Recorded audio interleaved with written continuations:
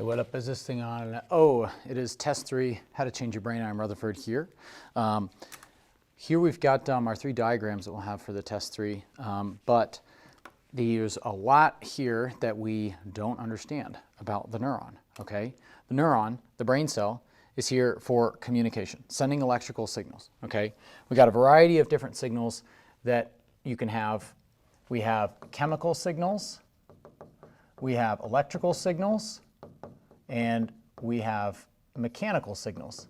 The mechanical signals are more like pressure, and that's touch, the sense of touch. And then we have electrical signals, that would be the vision, sight, and then our chemical signals, that would be taste and smell. Are going to be chemicals literally landing on the surfaces of your cells, okay? So we have a signal coming in right here. The signals we call the stimulus, and that stimulus comes in these 3 flavors there. The other pressure is for hearing. Whenever you're hearing something, it's pressure waves in the air hitting your eardrum and then shaking the bones in there and shaking some liquid and then shaking some little hairs. And then ultimately, it's going to transfer into an electrical signal when it hits the dendrites, these here, the dendrites of the neuron. Now, here we have the DNA, the nucleus right there. We also have a nucleus with the DNA right there, and these are more dendrites as well. And that signal, when it hits there, what happens is your sodium channel opens. When the sodium channel opens, this blue thing right here, this is our sodium channel. Sodium is Na+, and that channel in blue here, this membrane right here, this is a zoomed in picture of what you're seeing right here. Okay, a zoomed in picture of what you'll see right there, what you would see right there. We got the outside, inside, outside, inside. So if we blow this up, it would be looking like this, okay? And when you receive that signal right there, what you have is this little pump right there, that's this, okay? And then you've got the sodium channel right next to it.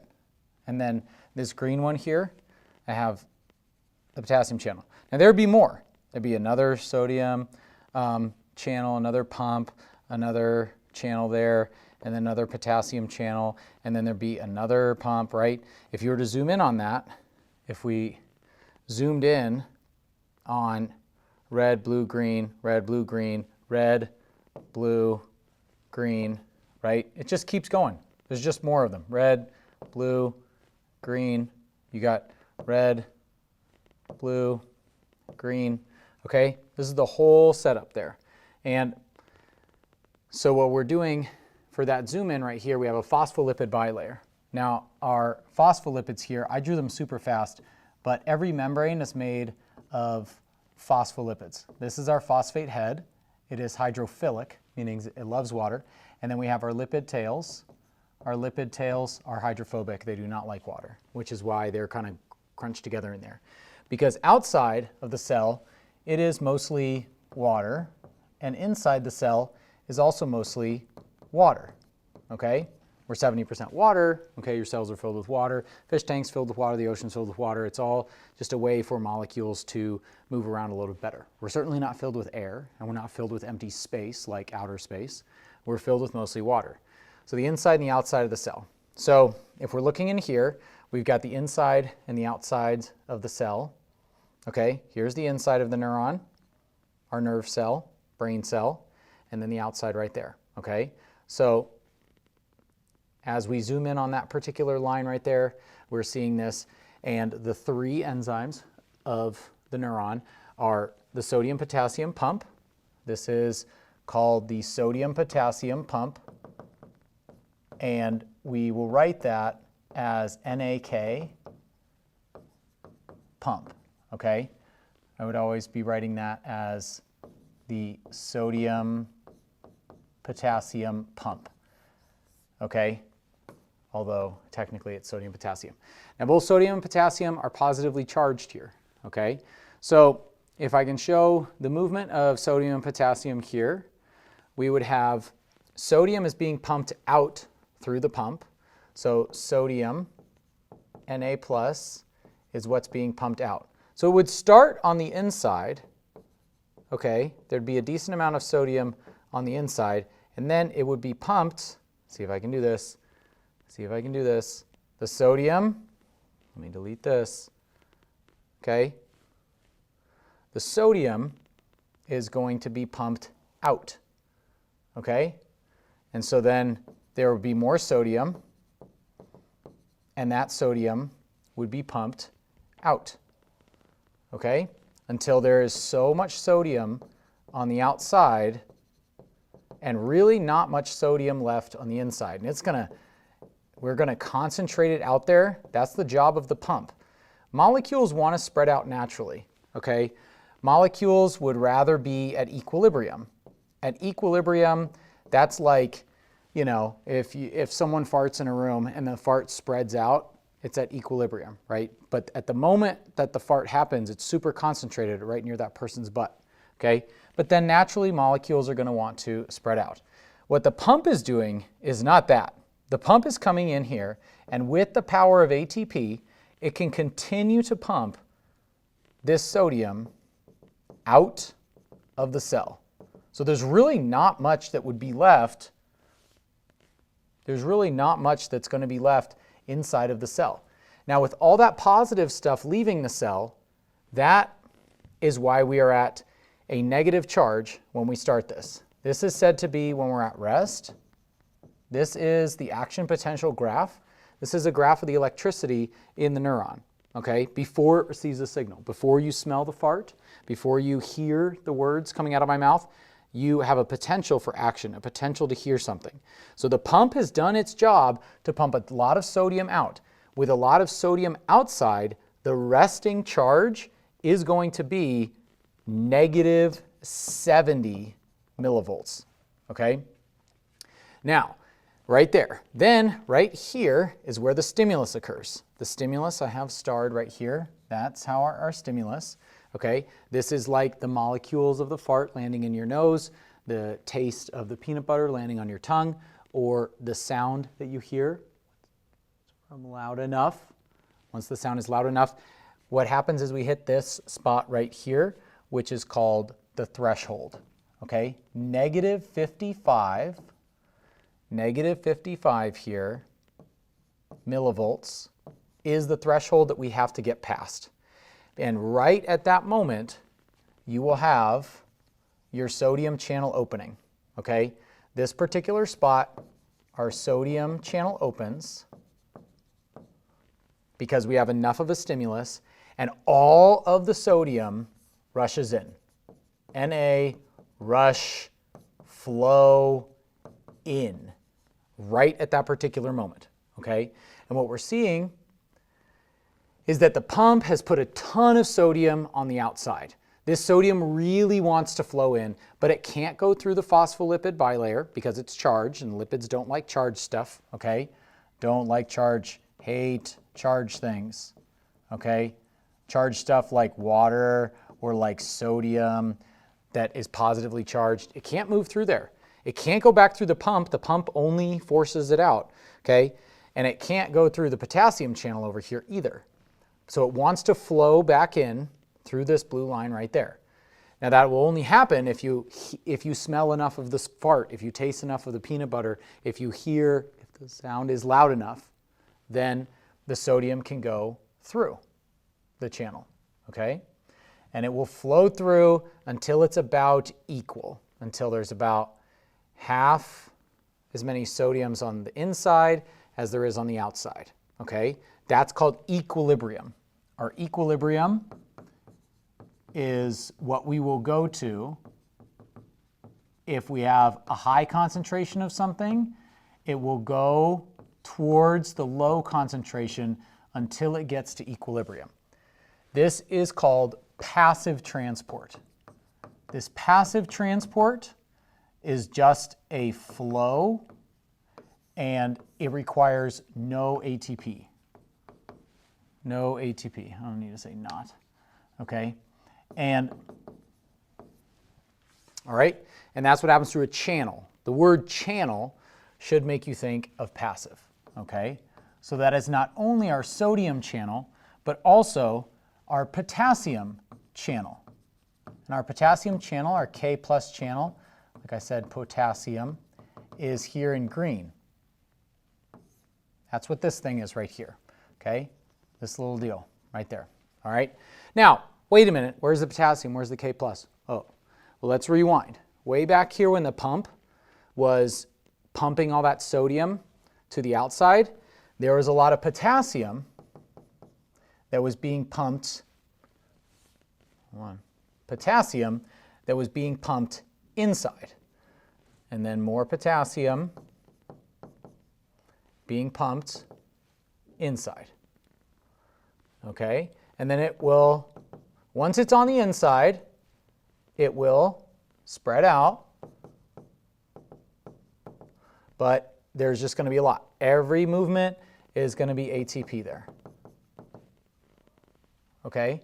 And there's a ton in there. Now there'll be a few on the outside here, but not a ton outside. Okay? Then once we get enough of those K plus on the inside, they are really crowded and they would really love to flow out. Okay? There's so many, they'd really love to flow out. There's a high concentration of them here, a low concentration of them there. This is this moment right here at rest. But when we say rest, really I want you to think ready. At -70, it's ready to receive this signal and ready to snap, ready to send the signal. Now, when that sodium channel opens, all of that sodium that flowed in there, if you have positive stuff flowing in, you are going to become positive. That's why we get all the way up here to positive 40 millivolts. That's the top, okay? And you know what opens at positive 40?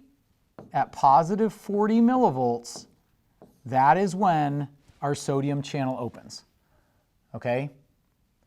And when that's when the potassium channel opens. Let me label that here, okay? Right here, potassium channel opens. And as that potassium channel opens, oh my gosh, all this potassium, whoosh, whoosh, whoosh, whoosh. Oh boy, I whooshed a little too hard, okay? So with that potassium channel opening, about half of the potassium is going to flow out there, okay? So right here I'm seeing 1, 2, 3, 4, 5, 6, 7, 8 potassium. 1, 2, 3, 4, 5, 6, 7, 8 potassium. So now it's at equilibrium, and it just passively did that flow. That passive flow with no ATP had it going equal, half and half right there, okay? Now, what that means is since we lost something positive, that's why, if we check our graph here, that's why we went super negative, because we lost a lot of potassium. This potassium channel opens, and the potassium goes out because there was so much of it on the inside because of the pump. And when we lose all that positive stuff, that's how we end up down here, super negative. In fact, all the way down to like -90, -100, okay?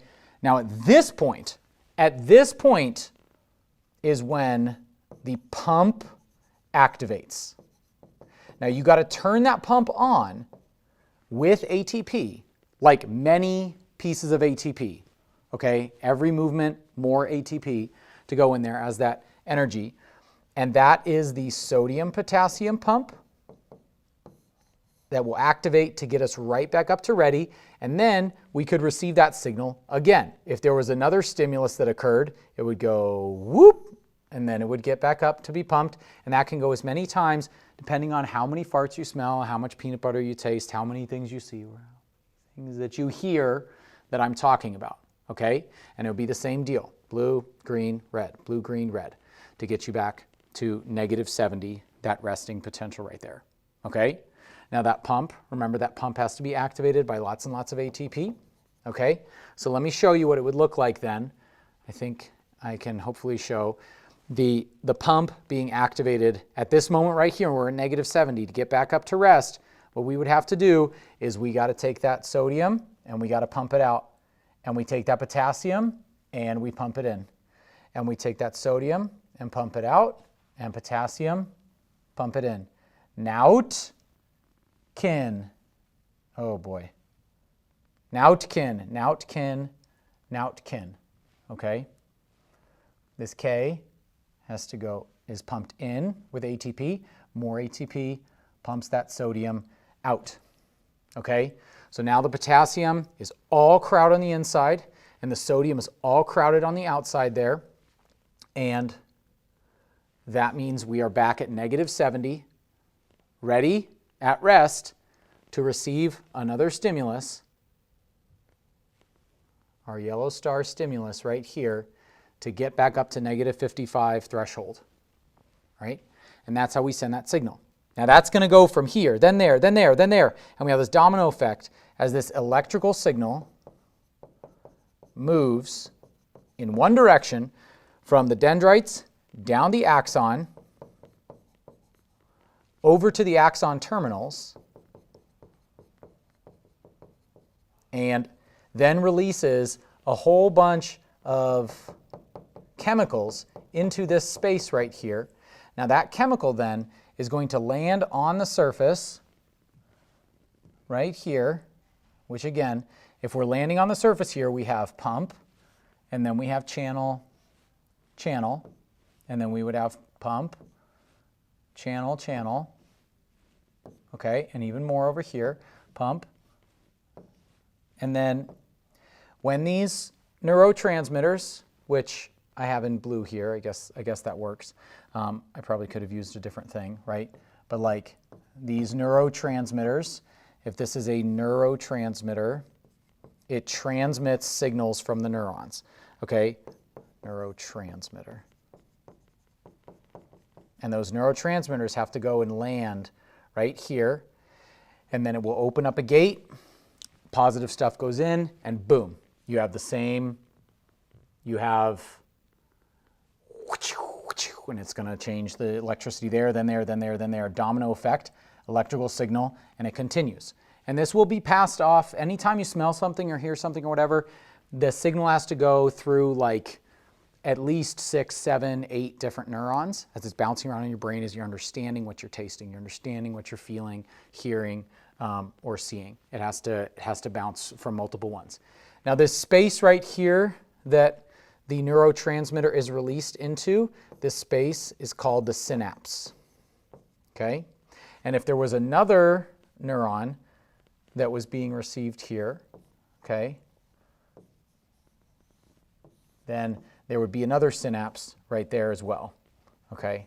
That would be another synapse. And then you'd have more of those neurotransmitters being released and then actually landing right there.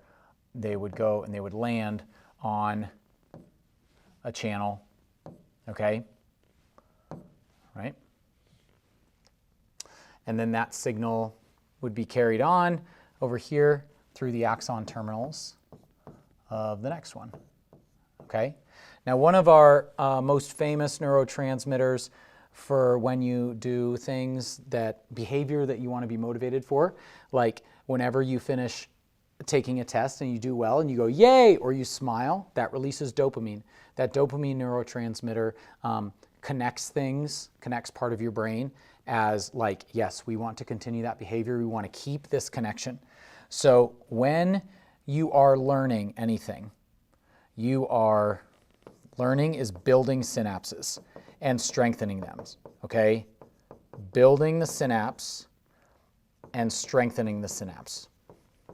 Because what you want is to remember, oh, when I do my homework the night before, then I come in and I turn it in, and then I feel very proud of myself. I see my grade go up, and then 2 weeks later I take a test, I do well on the test, I'm focused in class, I get grade. You just start to see the connection between cause and effect.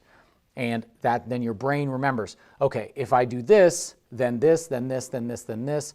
Dopamine motivates me for that behavior because that behavior gets me something that feels good and feels rewarding. I am proud of this.